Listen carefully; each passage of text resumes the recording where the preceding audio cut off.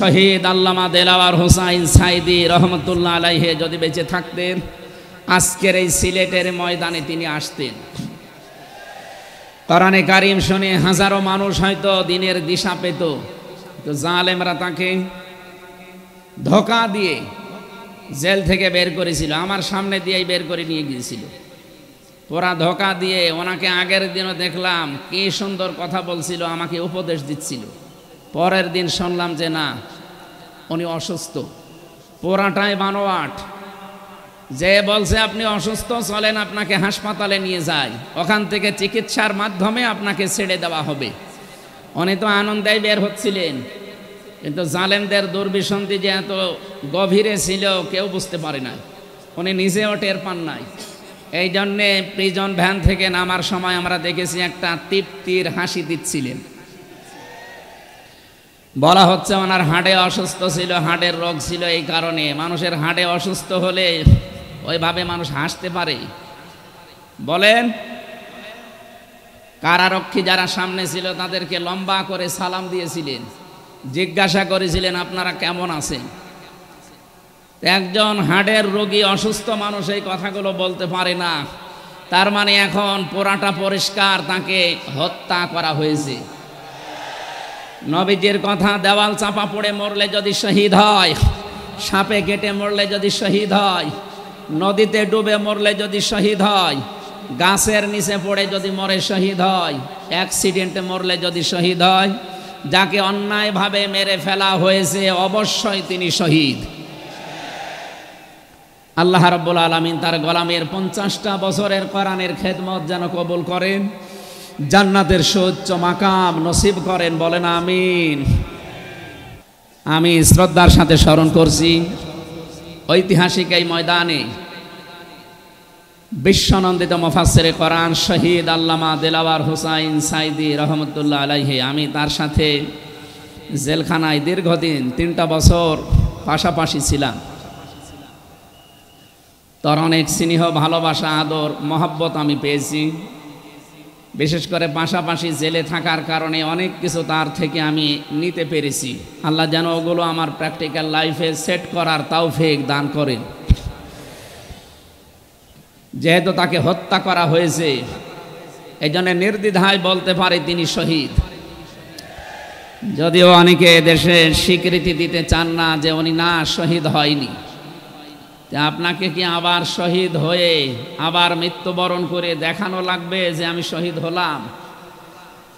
শহীদ এই শব্দটা কত দামি আপনি জানেন? কোরআনে কারিমে রব্বুল আলামিন বলেন, ওয়ালা তাকুলু লিমান ইয়ুকতালু ফি সাবিলিল্লাহি আমওয়াত বাল আহইয়াউ ওয়ালাকিন লা তাশউরুন। সূরা বাকারা 2 নম্বর পারা 2 নম্বর পৃষ্ঠার 12 নম্বর লাইনে আছে এটা। আল্লাহ বলেন, এ মুখ দিয়ে বলবা না যারা আমি আল্লাহর জন্য শহীদ হয়েছে, তাদের মরে গেছে, মৃত্যুবরণ করেছে, তারা মৃত, এ কথা বলবা না। বরং তারা জীবিত, কিন্তু তোমরা টের পাও না। মুখের পরে মানুষ যে অন্তরে একটা ধারণা নিয়ে আসতে পারে, এই জন্যে মহান আল্লাহ অন্তরে ধারণা করতেও নিষেধ করেছেন। ওয়ালা তাহসাবান্নাল্লাযীনা কুতিলু ফী সাবিলিল্লাহি আমওয়াতা বাল আহইয়াউন ইনদা রাব্বিহিম ইরযাকুন। সূরা আলে ইমরান 4 নম্বর পারার 11 নম্বর পৃষ্ঠা 9 নম্বর 169 নম্বর আয়াতে আছে। আল্লাহ বলেন, ধারণাও করবা না যারে আমি আল্লাহর জন্য শহীদ হয়েছে, জীবন দিয়েছে, এ মানুষগুলো মারা গেছে, ধারণাও করবা না। মুখে তো বলাই যাবে না, অন্তরে ধারণাও করা যাবে না। বাল আহইয়াউন, বরং তারা জীবিত, ইনদা রাব্বিহিম ইরযাকুন, এবং তারা তাদের রবের কাছে রিজিক পাচ্ছে। বলেন সুবহানাল্লাহ। সুতরাং এই দেশে যারা শহীদ হয়েছে, অনেকে এখনো তাদেরকে স্বীকৃতি দিতে চান না। বিশেষ করে 2006 সালের 28 অক্টোবর থেকে শুরু করে 2024-এর 5 আগস্ট পর্যন্ত এ দেশের জন্যে, মানবতার জন্যে, ইনসাফের জন্যে, ন্যায় বিচারের জন্যে, মানবতার জন্যে, বৈষম্য দূর করার জন্যে যারা জীবন দিয়েছে, নির্দ্বিধায় আমরা বলতে পারি এ মানুষগুলো শহীদ।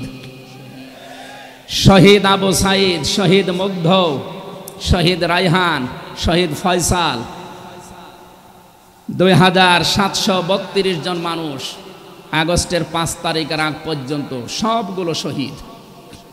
আল্লাহ যেন শাহাদতের সর্বোচ্চ মাকাম তাদেরকে নসিব করেন, বলেন আমিন। ওয়ালাকাদ কাররামনা বানি আদম, আমি বনি আদমকে সম্মানিত করেছি। অথচ এই সম্মানিত সৃষ্টির অসম্মান করার জন্য এই 15.5 বছরে অনেকেই সিনিমিনি খেলছিল। আল্লাহ তাদের সমস্ত কাজকে নস্যাৎ করে দিয়েছেন। কোরআনের ভেতরে আমরা জেনেছি কোন জালেম যদি চেয়ারে বসে তাহলে সর্বপ্রথম 2টা কাজ করে। সূরা নমলের 34 নম্বর আয়াতে আল্লাহ দলিল দিয়েছেন, ইন্নাল মুলুকা ইযা দাখালু ক্বরিয়াতান আফসাদুহা ওয়া জাআলু আইজ্জাতা আহলিহা আদিল্লা ওয়া কাযালিকা ইয়াফআলুন। আল্লাহ পাক বলেন, জালেম যদি ক্ষমতায় বসে তার প্রথম কাজ হয় সে বিশৃঙ্খলা তৈরি করে জমিনে। আমরা দেখতে পেয়েছি 15.5 বছরে প্রায় 52টার উপরে বিশৃঙ্খলা তৈরি হয়েছিল। 2 নম্বরে ওয়াজাআলু আইজ্জাতা আহলিহা আদিল্লা, ওই দেশের যারা সম্মানিত নাগরিক, সম্মানিত মানুষ যারা, তাদেরকে সে অপমান করে, অপদস্থ করে। এই দেশের সবচাইতে সম্মানিত মানুষ যারা আমরা দেখতে পেয়েছি তারা আলেম, অথচ এই বাতিলের টার্গেটই ছিল আলেমরা। এই যারা সম্মানিত মানুষদের যারা সম্মান করে, অপদস্থ করে, তাদেরকে হেয় প্রতিপন্ন করে, এটা জালেমদের 2 নম্বর কাজ। তার মানে কোরআনের এই আয়াত অনুযায়ী প্রতীয়মান হয় যারা ছিল এরা জালেম।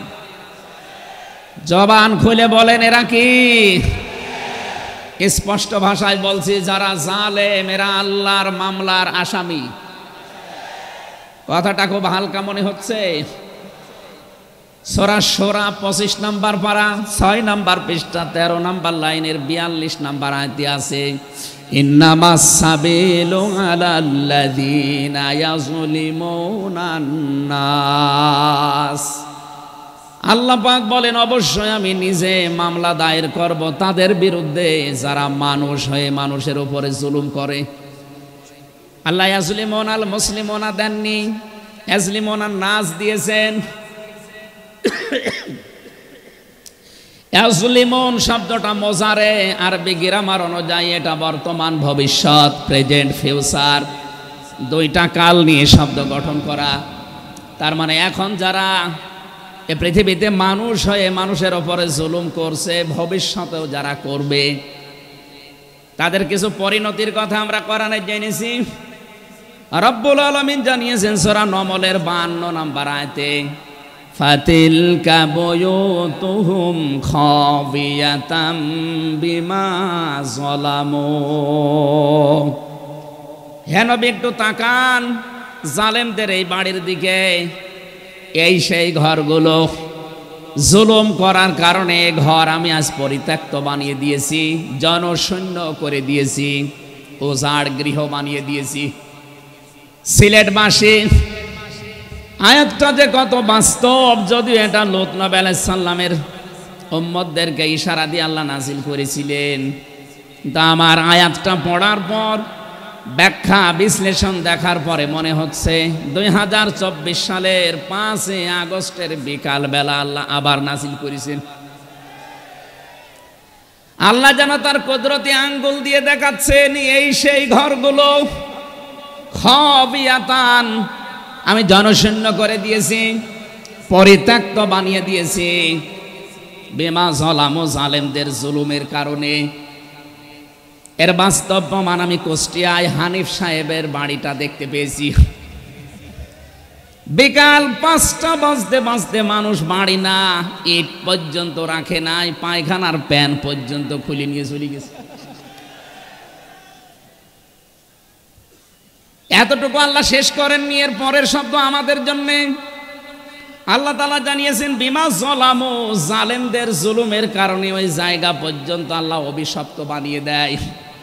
বাংলাদেশের 630টা থানা কম বেশি প্রায় জায়গায় আমার যাওয়া হয়ে গেছে। আমি দেখতে পেয়েছি জালেমদের কোনো চিহ্ন অন্তত এদেশে আর নেই। ফাকতিয়া দাবিরুল কওমিল্লাযিনা যালামু, আল্লাহ বলেন জালেমদের শিকড় কাটা হয়ে গেছে।